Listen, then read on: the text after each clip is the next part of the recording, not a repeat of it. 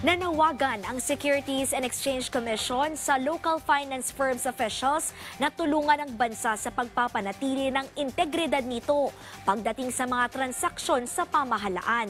Samantalang maraming residente ng Pasay City ang nag-apply at natanggap sa trabaho sa isinagawang EMI Job Fair kahapon. Yan ang Express Balita ni Aiz Martinez.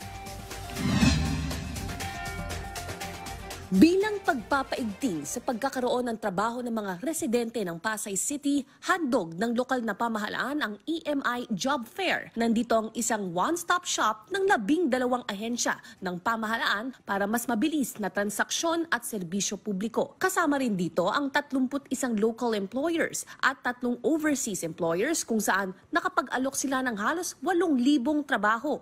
Dahil dito, maraming residente ang pumunta, sumubok na mag-apply at got hired.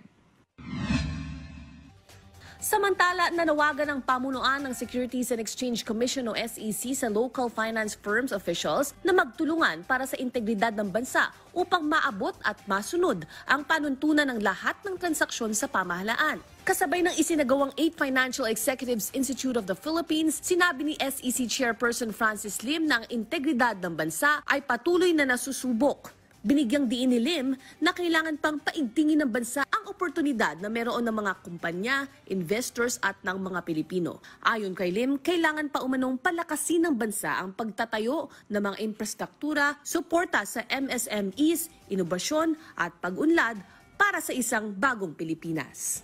Ako po si Aiz Martinez para sa Pambansang TV sa Bagong Pilipinas.